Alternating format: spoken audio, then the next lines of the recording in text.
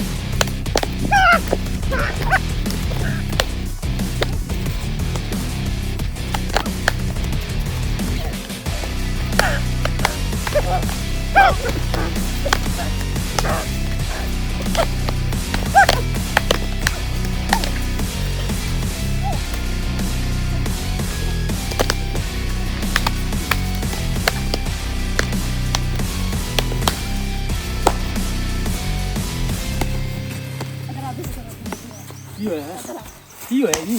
ਯਾਰ ਰੋਲਾ ਹੀ ਕੱਢ ਇੱਕ ਨੂੰ ਤੱਕ ਦੇ ਜਾਂ ਚੰਗੀ ਜੇ ਰੋਲਾ ਹੀ ਕੱਢਾਂ? ਹਾਂ ਇਹਨੂੰ ਕਿਆ ਕਿਸੇ ਹੋਰ ਨੂੰ? ਨਹੀਂ ਰੁਕ ਜਾ, ਕਿਸੇ ਹੋਰ ਨੂੰ ਫਸਾਣੇ ਆ। ਆ ਜਾ ਆ ਜਾ ਆ ਜਾ।